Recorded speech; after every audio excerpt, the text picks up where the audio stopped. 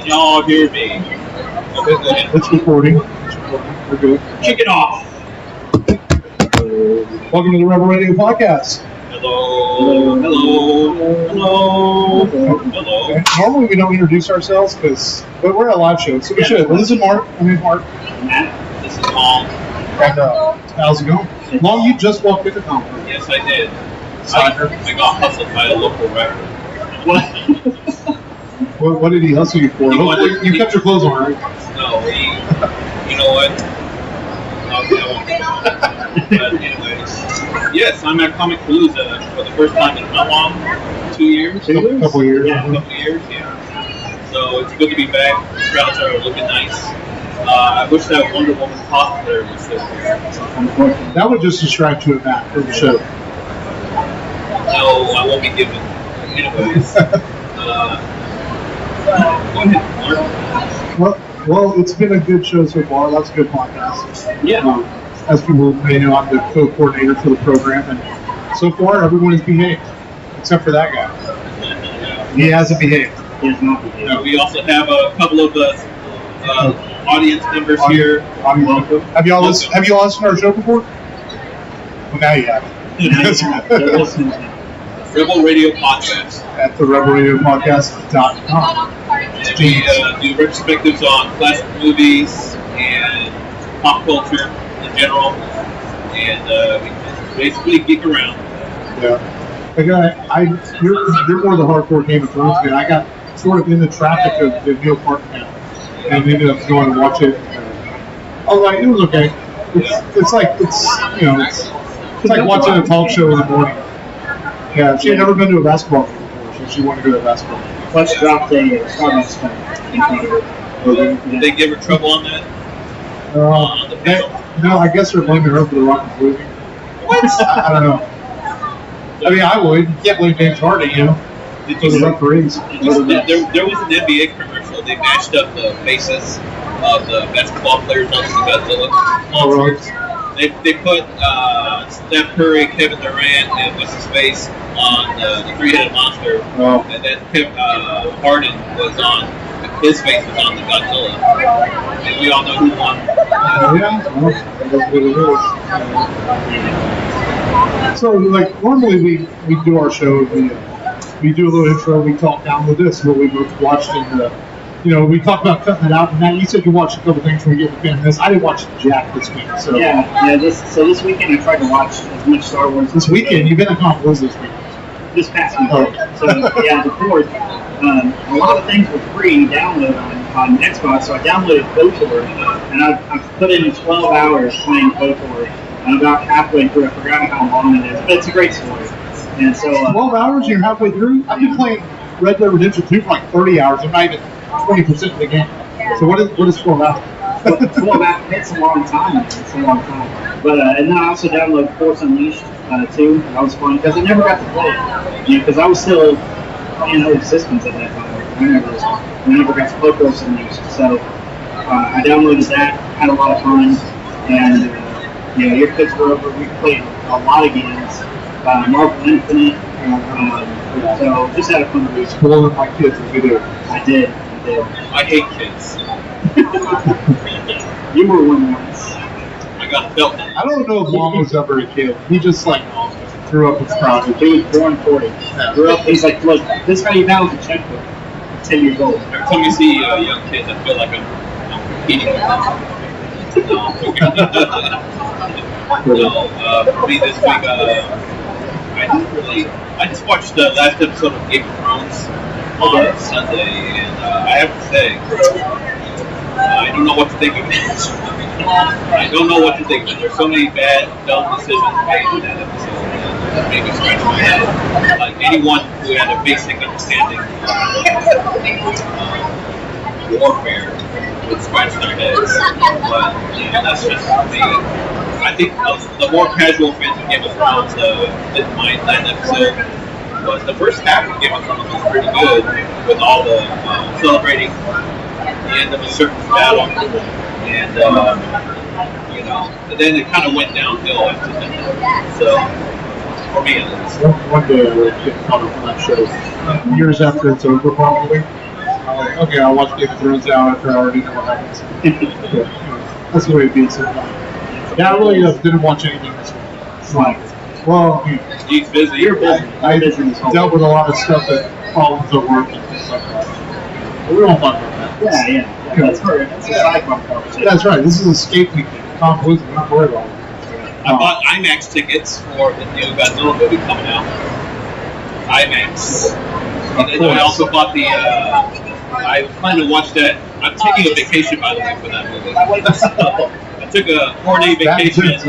4-day vacation for watching the Godzilla movie next the end of the month. And I'm also going to watch the Dolby Cinema version of King of the Monsters at the end of the month. So, welcome to our show, by the way, for some of the new audience members who are joining. We are going to do, in a little bit, 20th. Rob's got a script. Yeah, 20th. Yeah, we passed the spark. We continue the spark game with Rob. Yeah, 20th retrospective on the Phantom Menace. So, welcome on. Are we going to dive in? I think we're ready to dive in. I think we're ready. Let's dive in. 20 years, we do retrospectives of films, and 20 years since the Phantom Menace came out. It either makes you really feel really old, or it doesn't. But my Phantom Menace was actually kind of cool. What year did it come out? 1999. And they announced it like about 97, about 2 years before it came out. They announced they were doing a prequel trilogy. And my story's kind of cool. I actually, super nerd back then. I was at the Star Wars fan club. And so I get this random envelope that's handwritten, it's like junk mail. I almost threw it away. I opened it up. There's 2 tickets to see Phantom Menace like 11 days before it came out. And remember, that was the days before the internet was big. So there's people actually camping outside in tents and all that, getting ready for the movie. Dan Fulber's here this weekend. We've all seen fanboys, or they're sleeping. So it's 2 tickets premiere for the film. And so my buddy Mark Nasso, who's a couple of rows over selling his comics, I called him like, dude, you want to go? He's like, are you kidding me? We're both 2 Star Wars fans. So we walk up to Tinseltown 290 back before it was not so ghetto. And yeah, it's getting better. And we're walking by, all these people in line with their tents and everything, waiting for another week for the movie. We walk in, they tell us, don't take any pictures, no recording, and we record. When we watch the Phantom Menace 11 days before it comes out, and, what's his name from Channel 13? Ward? What is his first name? Dave Ward. Dave Ward's in there, Outlaw Dave, all this used to be, and people were in there watching the Phantom Menace 11 days early. And I don't know if Marvin Stone was there or not. There wasn't any sign. The Buzz lady from Channel 2 back then and all that. And it was really cool. And like, when you watch it in that environment 11 days early, you didn't think about whether Jar Jar was stupid or Anakin's bad acting. You just enjoyed it. You're like, wow, I'm watching a new Star Wars movie that's highly anticipated 2 weeks for everyone else. And it was just like, it's like almost surreal. Like, I don't even really remember seeing the movie because it was just so engaging. And I had to go back and watch it and realize, wow, Jar Jar's kind of dumb. But that's my first experience with Phantom Menace. Matt, you were pretty young, man. Were you about 12, 13 years old? I was 13 years old, and just before that, they had started re-releasing the originals. Whenever they redid the special effects, luckily George Lucas used a blue screen behind Jabba the Hutt, and they redid a lot of scenes. So my uncle, who grew up, he's the same age as you, wanted to introduce me to Star Wars. He took me to every single movie, and then just years later, he took me to go see this one, and it was a big deal for me because you're easily amused. I feel when you're 13 years old. So lightsabers were just freaking awesome. Just all the fights. Is what I remember from that time. Now of course we have different outlook on it, but that's probably still my favorite part. Just every lightsaber battle. I feel like they weren't wasted. What do you look for the anticipation of Phantom Menace? I was 20 years old when Phantom Menace came out, and being a Trekkie. No, I'll always forget you're a Trekkie. Hey, don't boo me. That's not very logical. No. Even though I was a Star Trek fan, I really appreciated the fact that it was like 15 plus years since we've seen a Star Wars movie in theaters, and I know that I saw that movie 3 times that weekend when it came out. Despite some of the criticisms lodged against it, There was just so many great scenes in that movie that made it up for me. You know, you just had to sit through some bad stuff to get to the good stuff. But we could spoil it. Yeah, well, yeah, you can spoil Phantom Menace. Everyone's seen the Phantom Menace. Everyone's seen the Phantom Menace. Everyone with bad taste and good taste. I don't think it was so much bad taste. I think it's the difference in anticipation. Kids now. love it. Yeah, 20 years later, you were spoiled by Marvel Cinematic Universe and things like that. You expect a certain quality. But I think then we were just happy to get a new Star Wars movie, and a lot of us saw it 4 or 5 times. We didn't think twice whether Jar Jar was annoying or whether the Darth Maul fight was super or overly choreographed. We're like, wow, this is Star Wars. I think it was when Attack of the Clones came out, we realized, like, maybe these prequels aren't as good as we thought they were. You know, Phantom Menace was just pulled out new Star Wars film. And then Darth Maul, this whole time, you just thought he had a really long tilt on his lightsaber, and then he goes to fight Qui Gon Jin and Obi-Wan, and lo and behold, there's a second lightsaber that comes out that blew everyone's mind. I was just like, whoa, a double blow. So who here in the audience? Yeah, who here in the audience saw the movie during the theater? Raise your hand. Oh, there you go. No, that's all good. How about y'all saw the rest? Y'all saw the home video then, right? Yeah. VHS or DVD? Both. Yeah. Yeah. But bootleg. Yeah. well, you do a little trivia. You know, Revenge of the Sith was one of the last films in general to be released on VHS. If you can find a Revenge of the Sith VHS, it goes for like $300. Yeah, a little trivia question. Wow. Because VHS all the way into 2005 was still being made. I thought it started in 2000. It did start the end, but there were still some companies making VHSs into the mid 2000s. Probably for those combo machines, half PCR, half DVD. For the grandparents. So before we get to the good stuff, let's talk about the bad stuff. Just like watching the movie, let's go through the bad stuff before we get to the good stuff. So, I mean, generally, I think we all agree the biggest problem with this is not so much the filming or the way it's shot, because I don't have a problem necessarily with Lucas's direction. It's really some of the wooden dialogue, which has always been, even the original films, that's Lucas's weak point. You know, he doesn't always know how to write dialogue. It comes across on screen naturally. I mean, we even goes back to Alec Guinness back in the 70s. Like, I don't know how to act this crap. You know, it's like, what is this? You know, and I think that's the biggest issue with the film. The dialogue, it hasn't been, and even a young actor like Jake Lloyd, you can knock him for not being very good, but the lines are so poorly written. How's the 10-year-old supposed to even deliver those lines? You know, he did the best he could. You didn't think the writing was pretty wizard? You know, but and then there's very kid-friendly stuff in it, which like Jar Jar. But honestly, over the years, Jar Jar has always been a lot less than he used to. But now I look at Jake Lloyd and I just cringe. Like, then they have picked a better child actor. Considering Haley Joel Osment read for the role. But it's a product of its time. I mean, George had kids at this point. He was trying to make it. And the original films were designed for kids, but adults latched onto them and made them more than they were. Haley Joel Osment also did not star with Arnold Schwarzenegger in Jingle All the Way, so that probably put Jake Lloyd over the hump. I mean, Jingle All the Way was pretty cool. Yeah, it was pretty good. Only now, the Arnold Schwarzenegger. It's a good Christmas movie. He's the best. But so that's probably that's probably my weakest point. Is some of the Lucas wooden writing. Yeah. I think the film overall has some really exciting sequences. I mean, we haven't talked about the rest of it. What issues you have with it? I just Jar Jar.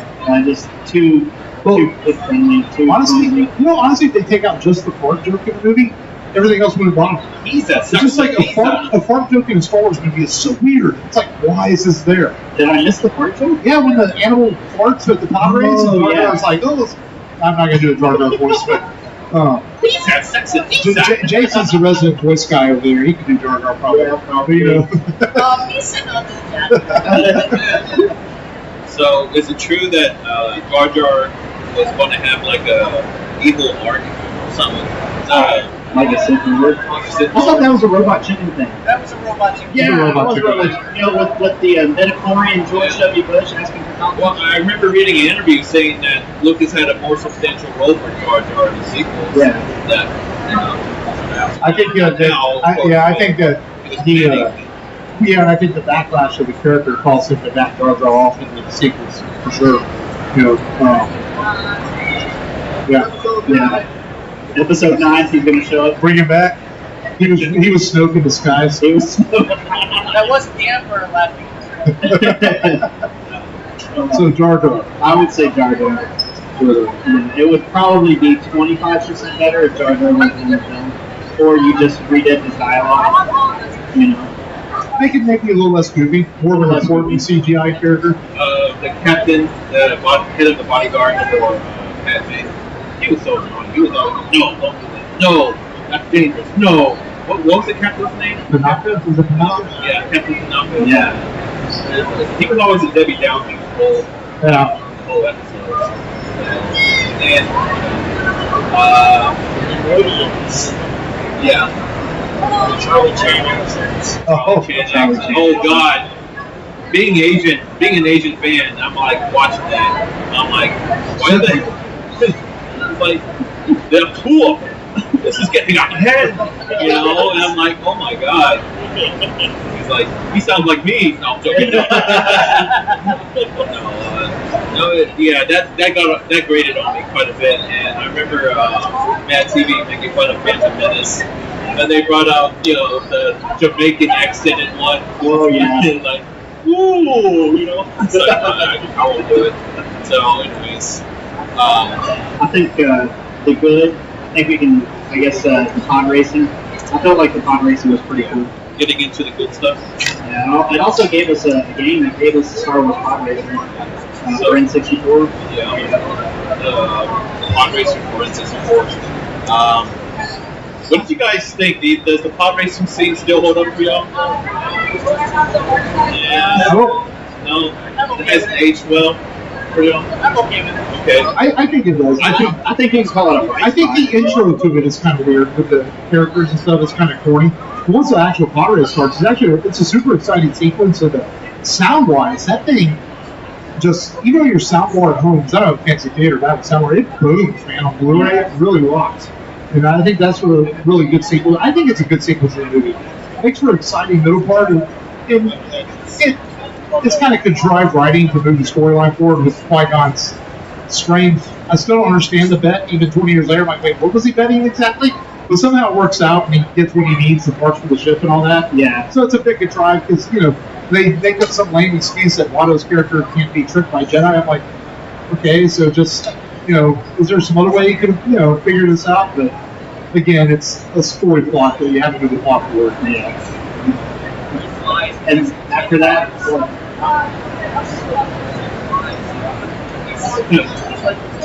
Yeah, even little tiny wings. Watto. Well, then, as far as Phantom Menace, he actually is a good point. I think the Phantom Menace spent a lot of time with George, see what he can do with his new CGI toys he had. Like, what can we do in this film for, I think Frank one time said, maybe he came up with these really elaborate scenes and then figured out how he could write a storyline around it. And, maybe that's why the shortcoming was made on the I kind of agree with that. Yeah. I still enjoy the pod racing scene. And then, I actually also like the underwater exploration scene right after they left the Gungan City, Water City. That was pretty neat. Yeah, well, I think the beginning of the film does give you that sense of Star Wars wonder, despite the weird Asian aliens. You see Qui-Gon and Obi-Wan doing stuff you've never seen a Jedi do before. They escape from the ship. They get on the planet. They go underwater. It is a sense of wonderment and excitement at the beginning of the film that is what Star Wars is known for. And then once it gets past that and you start getting political stuff in the film, that's when it gets a little more like wishy-washy. You're like, okay, what's going on here? I thought the technicals was more political. Oh, it was. Yeah. The whole trilogy was. You still have you need to put in a vote to then call for it in Chancellor, whatever. That's just resolution. So Terrence Stamp hated this movie. Really? Like he was a classically trained actor like Alec Guinness was. He signed on to it for his agent because he wanted to be in Star Wars, and he hated all the dialogue. Didn't like any of it. Didn't want to deliver it. He told him don't. He even made them write him out. Don't ask me back for a sequel. And he didn't like any of it.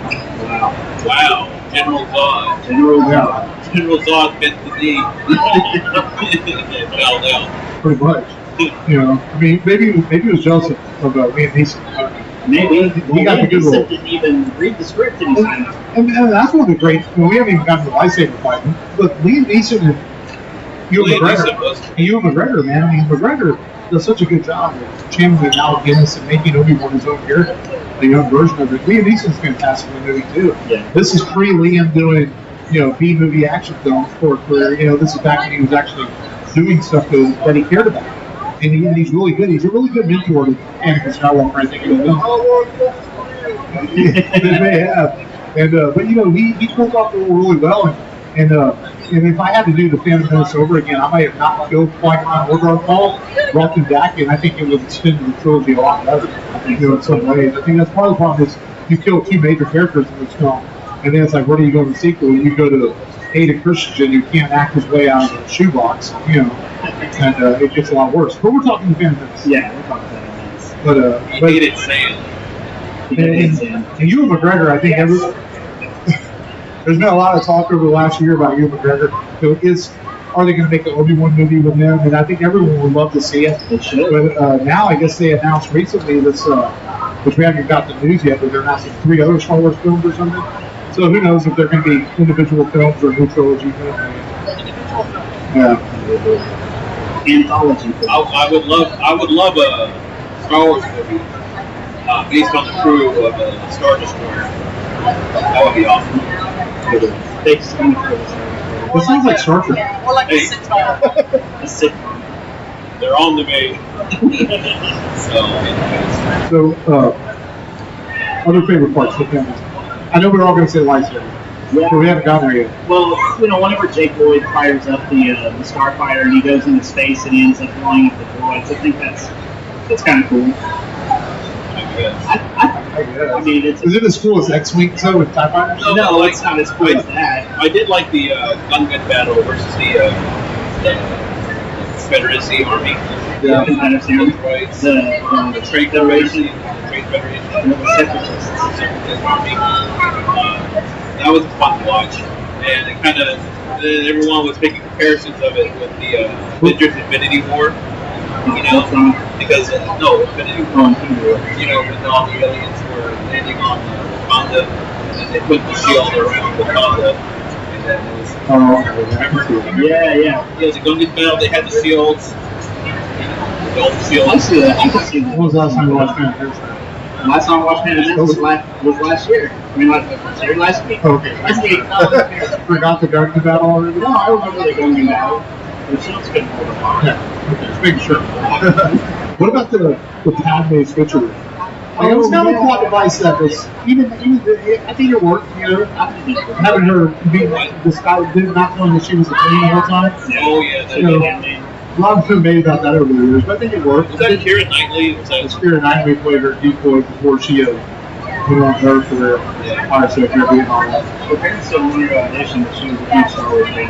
Yeah.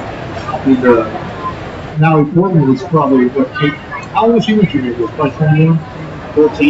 Yeah. No, she had to be over 14. Well, and Weird Al Because she was like Yankovic 11 when she made the The professional. saga continues to the Weird Al Yankovic song, which actually he wrote that song without knowing anything about the plot. He just watched the trailer and he made this song. What does that have to do? It's everything, Mark. nerd? He's just 9 and she's 14. Yeah, he's just 9 and she's 14. So I mean, I'm assuming Weird Al Yankovic's not gonna lie. I mean, because he's Weird Al Yankovic. He's not lying Al Yankovic. Nerd. And this is the reason why the new people film and let a 14-year-old come there. That's what it is. But a quick survey of the audience. Which one did you guys honestly enjoy more, Phantom Menace or Attack of the Clones? Phantom Menace? And this. Yeah. Attack of the Clones. Attack of the Clones. You know, Was it Yoda? to me personally, everyone says that the Phantom Menace. He started bouncing around all over the place. And I was Yeah. saying, When people were saying that the Phantom Menace was the worst, I thought Attack of the Clones to me was worse because it didn't have as many memorable moments as Phantom Menace. And the lightsaber scene between Yoda and Darth Maul. yeah, Count Dooku. Count Dooku versus the lightsaber scene at the end of Phantom Menace. I don't know, it didn't hold a candle. versus the Darth Maul Yeah. to the end. Well, let's talk about that Darth Maul fight. You know, this was the thing that, you know, we're spoiled now. We're spoiled now with The Force Awakens and Last Jedi. We're getting much more intense lightsaber battles and things. But in 1999, we only had what we saw in George's original trilogy, which is like very fencing oriented. You know, Luke backs up a little bit, he moves forward to Darth Vader. He wasn't jumping all over the place. Now we get this lightsaber fight where Obi-Wan, Qui-Gon, and Darth Maul are jumping up on top of platforms. They're flipping around. And in 1999, when you first saw this was really cool. I was like, I'm impressed. If you look at it now, you realize that it's very, very choreographed. But the fight itself still holds up extremely well, I think. And, it might be the best sequence in the movie. I agree. Yeah, save the movie. Yeah, we saved it. And the John Williams score with Duel of the Fates playing in the background, it's really cool. When Darth Maul first opens up the doors and does the double lightsaber, and all the other Nabooians, they leave and they're like, oh, we'll handle this. I mean, it's a really cool moment. Still get chills. Yeah. Are the lyrics to that really going on? Yeah. I have no idea what you're talking about. Sorry. This is our random member of our podcast. He just says so. Like, what are you talking about? There's a YouTube video where somebody supposedly turned on the closed captioning while they're singing the song. Oh, okay. See? That's it. I should do that. Walk It makes on my sense back. when you watch the Someone has video. It makes too sense. much time with it. Pretty much. That's true. See, I'm not the only one. You may say I'm the dreamer, but I'm not the only one. Probably would. That's right. So, can we We can continue. the lightsaber Yeah, we can fights? talk about relevant stuff. So you being the young one, so did you jump around your house like Darth Maul? Absolutely. I got the double bladed lightsaber that we released. So the toys that came out, yeah, they were awesome. And I had to have a double bladed lightsaber. And then my uncle cosplays as Darth Maul all the time too. And I challenged many people to fight with a double bladed lightsaber. It was great. The anticipation for this movie was through the roof. I mean, they put out toys early that said Episode 1. They didn't even say Phantom Menace because they didn't know the title yet when they were producing it. People went to the theaters to see Meet Joe Black just to watch the trailer and walk out. You know, they were paying like $8 just to watch it because back then you could just turn on YouTube and watch a trailer for a film. And millions of toys were sold. I think most of us have an Episode 1 figure that we're like, why do we buy this? Because now they're all worthless. You know, there's tons of them out there. Posters and billboards, everything everywhere. The TV campaign was through the roof. I mean, this was equivalent of The Force Awakens Day or Avengers Endgame movies like that. That I read somewhere that based on inflation, and this would be right up there with like almost a $300 million opening by today's money, just 4 years later. You know, we had a huge opening weekend back then. You know, now we have movies making $350 million in opening weekend. You know, 3 hours long. You know? So the anticipation level is unlike anything you've ever heard. Waiting in line for tickets, people camping. You don't get that nowadays. Because now you just jump on your phone and buy tickets. Okay, I'll show up at 2:55 and the movie's at 3. You sit in the queue online. Yeah, it's a different experience. And I was thinking as we're getting ready for the show, the prequels might be the last films that we waited in line like that. Or maybe even into The Dark Knight, 2008. Yeah. You know, because I remember waiting in line for The Dark Knight. But, you know, about 10 years ago, it might be where that kind of stopped, you know, waiting in line for films. You know? Yeah, I kind of like that. I mean, I miss that. You know, hey, there's that anticipation. You know, I remember getting to Lord of the Rings late and having to get seats. Exactly, you can panic. Like, am I going to get in at 8 o'clock or am I going to have to go at 9 o'clock? Yeah. You know, but it's fun not having that drama anymore. You know, you reserve your seat, sit wherever you want, and you know, if someone's late buying tickets, you know, they can always just go from that show. But yeah, man. Well, and you know, I'm a hardcore Star Wars fan, as you guys know, and I did not pay just to go watch the trailer. No. I snuck in.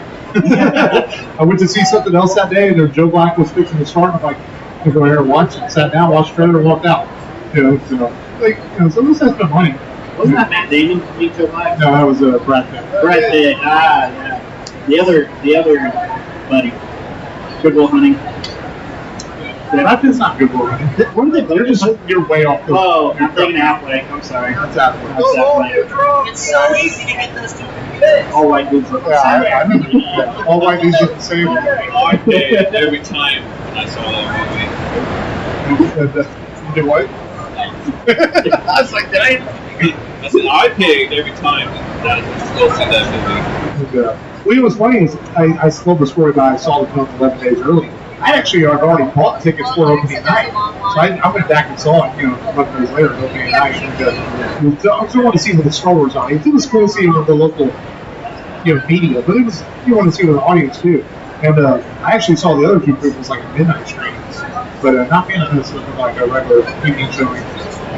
Not bad for an independent movie, huh? Yeah, it's still one of the top 5 independent films ever made. Something I think may have passed it up right now. Maybe.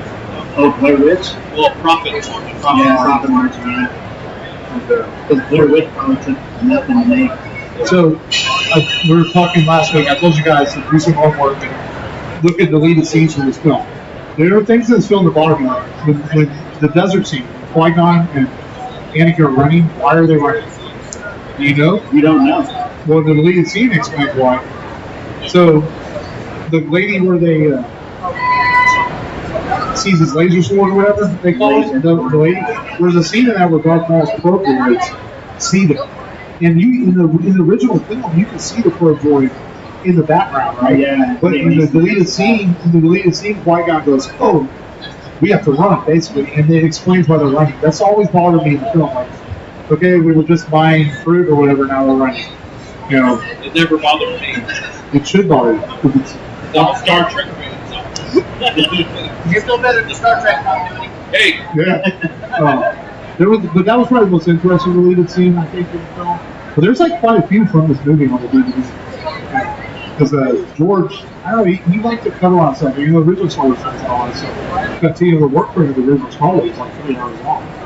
Didn't they cut some of the cancel stuff out?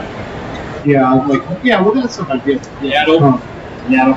I think that's another problem with this movie. I think it's the over, political stuff. It's just like, it's kind of a boring subplot of the film that, kids didn't, No. You're designing this movie for kids, like, what are they talking about? People action. Yeah, be a lot more action. But overall, though, I think 20 years later, though, I think that what Phantom Menace did right, though, is it gave us Star Wars back, in the sense that we hadn't had movies since 1983. I think without the prequels, maybe Disney never buys Star Wars and we don't get the films we have now. Because I'm not turning this into any kind of debate on words. Because I genuinely like everything that Lucasfilm has done so far. I think The Last Jedi is fantastic. And I like the spin-off film so far. So I think because of the prequels, we're able to get what we have now. Because maybe George never sells Star Wars and the prequels were never made, to Disney. So I think that's possibly a legacy that the prequels have given us in the Phantom Menace, is that they did make enough money and brought Star Wars back in the mainstream.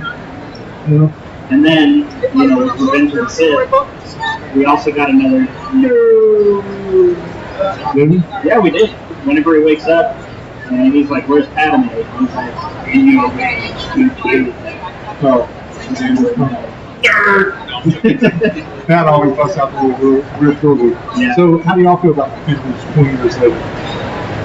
I think it's one of the better prequels, second best prequel, probably. Fair. Go 3, 1, 2. It's kind of how I feel. I feel it holds up better than Attack of the Clones.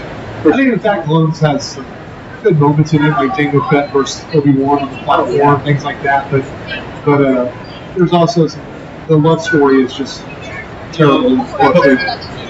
Compared to, as far as the way the movie is shot, the quality of the cinematography keeps more alive because it was filmed on film instead of digital cameras. Yeah, because even digital is not confirmed, I believe. It felt less flat. Makes sense. And in Attack of the Clones, he started doing. There's a lot more location shooting in Phantom Menace too. Phantom Menace is alright. I'll be honest. Yeah. It had its moments, redeeming qualities. It had its, Well, what's funny is, there tends to be a movement now for these people that don't like the Disney films to try to justify the prequels and I hate to tell them, but they're wrong. If you go back and watch the prequels, they're not better than anything Disney's doing right now. And that's just the fact of the matter. Whether you like Last Jedi or not, all the Disney's done so far have been better than the prequels. I think there's no doubt about that. But the prequels have their own legacy that is what it is. Yeah, they're there. This ain't your grandpa Star Wars. Exactly. Yeah, it's not. You know, and, good.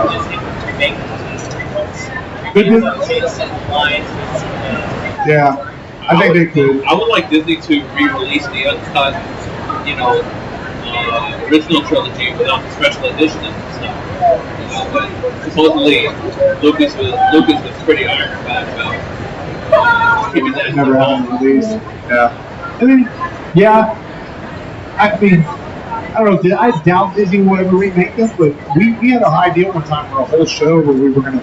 What would we have done if we had done the prequels? Some basic ideas were to turn it into more of a war story, where Anakin falls over 3 movies throughout the war, the Clone Wars, and everything. Similar to what the cartoon did, only make the prequels getting a little too lighthearted.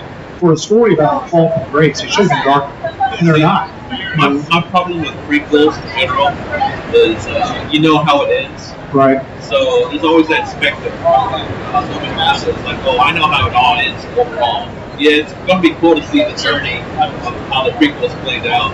But for me, it kind of sucks that you know how it will all end up. Yeah. Now I'm watching the original trilogy, and I'm thinking, wow, I know what happens to Han in 30 years. Well, if no one's ever seen these films, you always try to show the original trilogy first. Then you go down, then you go backward and show them the rest. You don't show them in order, because it just doesn't have the same impact at all. While we have time, I am looking forward to the Mandalorian. Yeah. Disney Plus show.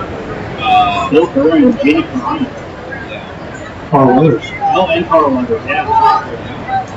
Wait, did you say Bill Burr? Bill Burr's going to be in it. Bill Burr is going to be in it. Yeah. I'm kind of It's probably true. Not just believe it. I'll look at it. Pedro Pascal. Pedro Pascal. He's playing the Mandalorian. I wonder if we're going to get another epic game show since Carl Weathers is going to be in it. This isn't brother. But they could do an homage to they could. She could probably do it with Gina Carano. Yeah, Gina could probably do comic scenes. Yeah. But I'm pretty excited. I'm really excited for the Mandalorian. Disney Plus is about $26 a month. Probably worth it. Yeah. Sure.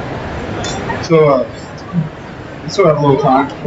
We got some news this week. I forgot to write some news down, so we'll just wing it. So, speaking of Star Wars, Disney said they announced 8 more MCU films from now till 2022. They didn't say what they were. So they announced 3 more Star Wars films, and apparently the writers of Game of Thrones are still working on their trilogy, or they could be standalone films. They don't really say. They start in 2022. Yeah, they're going to take a little break after the Rise of Skywalker. They get new. So it's funny. A few weeks ago at Celebration, they said, "Hey, we're taking a break from Star Wars movies." Okay, yeah, you're taking basically a 1-year break. So, but what do you think about this? More Star Wars is always a good thing. Yeah, and then more Star Wars. Let's see what we get. I wonder if this is gonna be post this trilogy, or we're gonna go back. Yeah. Well, everybody wants that Knights of the Old Republic movie. Always in that era. Dark Empire, get Sebastian Stan to play Luke. Sebastian Stan looks like Mark Hamill. A bit. Yeah.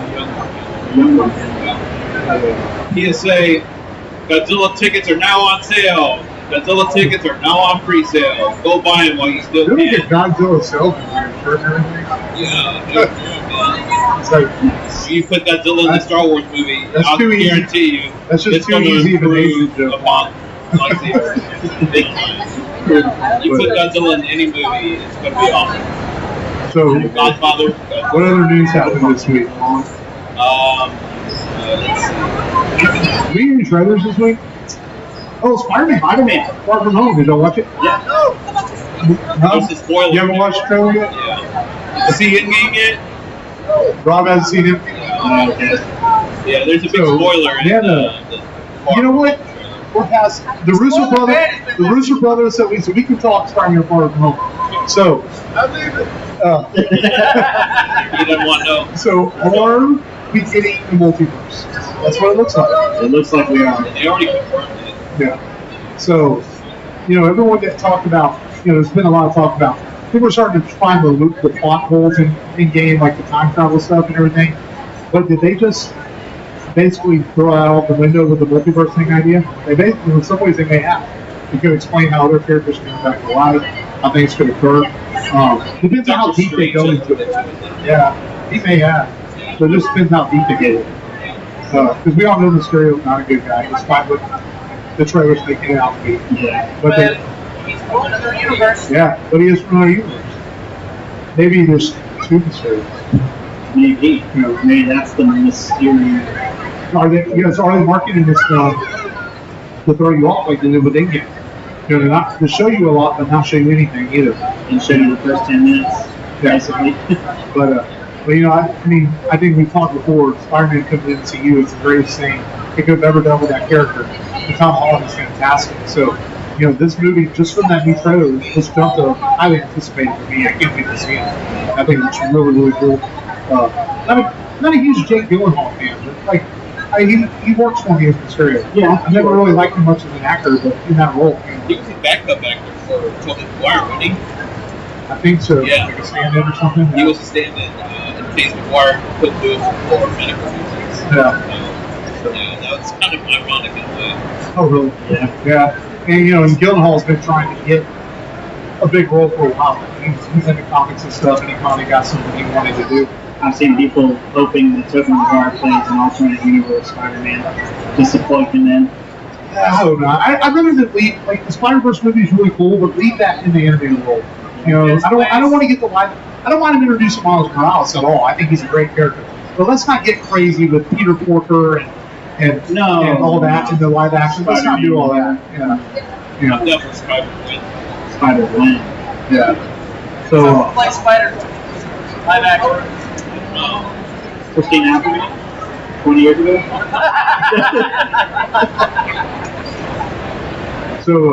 so before we get out of here, we always preview next week's film. And we just decided this movie right before we started. We usually have it much more planned than that. Yeah. We're like, what are we going to do post-Comicpalooza? I don't know. So we've been talking, because it's the anniversary this year too, or is it? Is it 88 or 89? It doesn't matter. Yeah, we're gonna do Who Framed Roger Rabbit next week's show.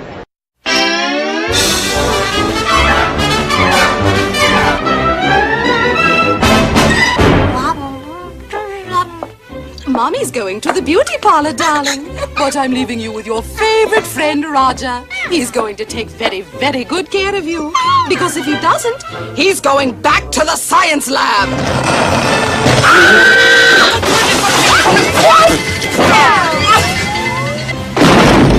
Cut!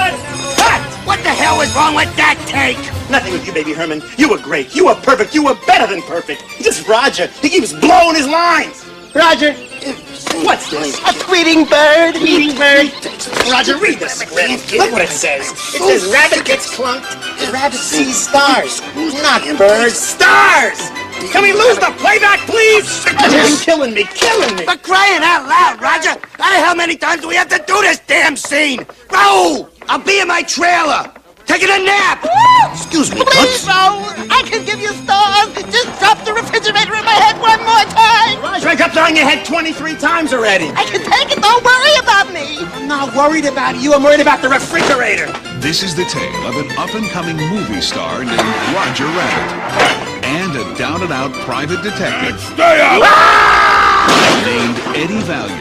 Ooga booga! Every moment they were together was a new adventure in trouble. Hide me, Eddie. Please. It's a motion picture about friendship, Take it easy. Please, Eddie. Don't tell me you're making a big mistake. love,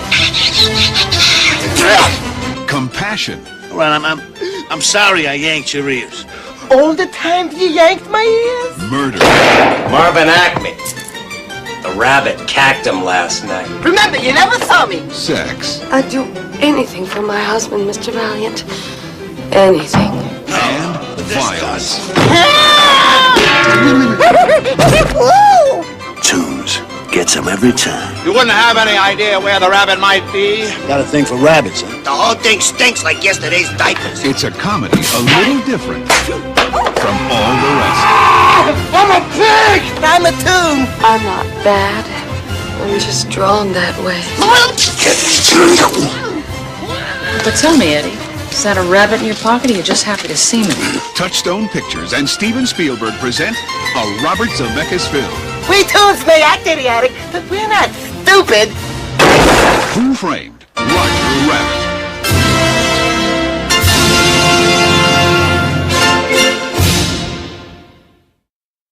It won't be live in Comicpalooza like this show, but you know, it'll be a fun animated movie to talk about, and it's our post-Comicpalooza show. And my memories of Roger Rabbit are always being very frightened of the melting face of the evil king. Yes. They were always scared me as a kid. I don't know why. I had seen Raiders of the Lost Ark, and that didn't scare me, but somehow Roger Rabbit freaked me out. I can't, it's your brother. I sounded just like I can't do it. And I'm sure Matt has memories of Jessica Rabbit. Yes. I watched that in daycare. They showed that in daycare. I think they just saw it was animated and they played it, and I was like, I don't know if I should be watching this, but okay. Well, you know about some of the parent animation things are in there. We won't do it here because Comicpalooza is kid friendly. We'll save it for our normally PG-13. You know, if you pause the movie at a certain spot, you can see stuff. We'll just call it stuff. Stuff. Yeah, it's stuff. So before we do get out of here, anything y'all look forward to the rest of Comicpalooza? I'm looking for some of the toy hauls. Yeah. Some Godzilla I saw lots of Godzilla stuff. Some Transformer stuff. I saw lots of Transformers. Godzilla tickets are on pre-sale. Have you bought the movie? You bought anything cool there? I did. I got this. Well, you got that for your son, so that doesn't count. It's not for you. I still got it. What did I give you yesterday? You gave me a signed copy of Punisher by its creator. And I found some Kenner Arnold Schwarzenegger toys from the original Terminator. Yeah, I found it in the bin over across from Misfit Toys. Did you find it in the chocolate? I found it in the chocolate. I haven't bought a few graphic novels of this guy. Other than that, I haven't bought much yet. If you find My Life as a Weapon, that's a pretty good graphic novel. Hawkeye one. I read that. It was really good. I look for Iron Man. Lots of toys, lots of costumes, lots of celebrities. Still a lot to do here. This is our 5th year, man, at Comicpalooza. And it's now the 5th year of the show, too. Yeah. Rebel Radio debuted in 2014, so kind of an unofficial 5th anniversary celebration of our show. Yeah. Even though the show has existed in different entities since 2006. So. Different entities. But as always, again, go to rebelradiopodcast.com. You can find us on all apps. And follow us on Twitter at Rebel Radio Pod and on Facebook and all that good stuff. And thank you guys for listening out there. Man, we appreciate it. It was a good time. Friend of the show, Brian, hanging out there from the 501st. He did the live show with us a couple of years ago. Yeah. So we're going to get out of here and let the next show get going in a minute. And as always, this has been Mark. It's been Matt. So, too. Go to rebelradiopodcast.com. Remember, as always, just go there and do it. Booker T, Hall of Famer, and you're listening to Rubber Radio. Now, can you dig that, sucker?